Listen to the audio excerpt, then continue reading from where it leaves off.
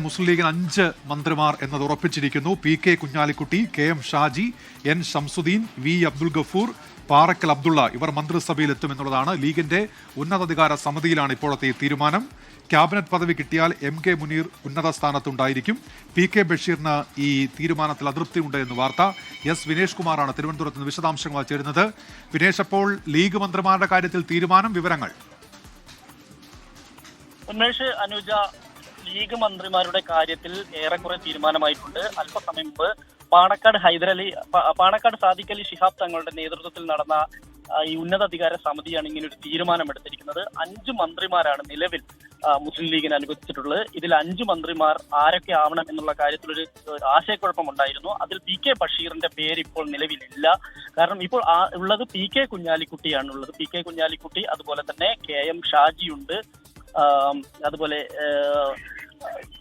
പാറക്കൽ അബ്ദുള്ളയുണ്ട്, അതുപോലെ തന്നെ V അബ്ദുൽ ഗഫൂർ. ഇങ്ങനെയുള്ള 5 ആളുടെ പേരുകളാണുള്ളത്. ഇതിൽ പ്രധാനമായും പറയുന്നത് PK ബഷീറിനെ ഉൾപ്പെടുത്തി കഴിഞ്ഞാൽ മലപ്പുറത്ത് നിന്ന് കൂടുതൽ പ്രാതിനിധ്യം വരും. അതുകൊണ്ട് തന്നെ മലബാറിന് പുറത്തു നിന്ന് ഒരു മന്ത്രി വേണം എന്നുള്ളത് കൊണ്ടാണ് അബ്ദുൽ ഗഫൂറിനെ പരിഗണിക്കുന്നത്. അത് പക്ഷേ ഈ PK ബഷീർ ഇത് അംഗീകരിക്കാൻ തയ്യാറായിട്ടില്ല എന്നുള്ളതാണ് ഇതിനകത്ത് എടുത്തു പറയേണ്ടത്. കാരണം PK ബഷീറിന്റെ പേര് സജീവ പരിഗണനയിലുണ്ടായിരുന്നു. പാണക്കാട് സാദിഖ് അലി ശിഹാബ് തങ്ങൾക്ക് ഉൾപ്പെടെ താല്പര്യമുള്ള ആൾ കൂടിയാണ് PK ബഷീർ. പക്ഷേ PK ബഷീറിന്റെ പേര് അവസാന ഘട്ടത്തിൽ മാറിയിരിക്കുന്നു എന്നുള്ളതാണ്.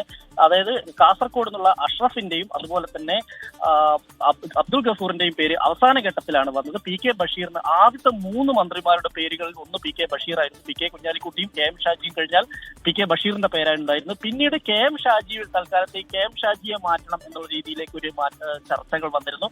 പക്ഷേ KM ഷാജി താൻ മാറാൻ തയ്യാറാണ് എന്നതുൾപ്പെടെയുള്ള കാര്യങ്ങൾ പറയുകയും ചെയ്തിരുന്നു.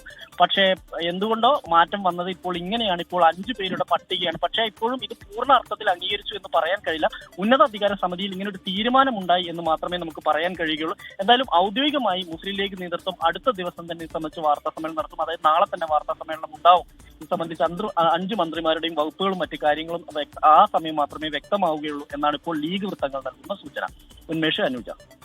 അതാണ് ഉന്നതാധികാര സമിതിയിലുണ്ടായ തീരുമാനം. വളരെ പ്രധാനപ്പെട്ടതാണ്. 5 മന്ത്രിമാർ, അത് PK Kunhalikutty, KM Shaji, N Shamsuddin, V Abdul Gafoor, Parakkal Abdulla എന്നിവരാണ്. ഇതിൽ PK ബഷീറിന്റെ പേര് ഉയർന്നു കേട്ടിരുന്നു. അദ്ദേഹത്തിന്റെ പേര് ഈ ലിസ്റ്റിലില്ല. അപ്പോൾ അദ്ദേഹത്തിന് അതൃപ്തിയുണ്ട് എന്ന വാർത്ത വരുന്നുണ്ട്.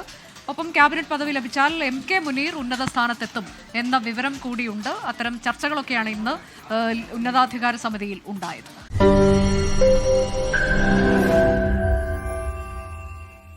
ലോകത്തെവിടെയായാലും ഏത് സമയത്തും 24 വാർത്തകളും ഓഗ്മെന്റഡ് റിയാലിറ്റി പാക്കേജുകളും എക്സ്പ്ലെയിനറുകളും വിശദമായി കാണാൻ ഞങ്ങളുടെ YouTube ചാനൽ നിങ്ങൾക്ക് സബ്സ്ക്രൈബ് ചെയ്യാം.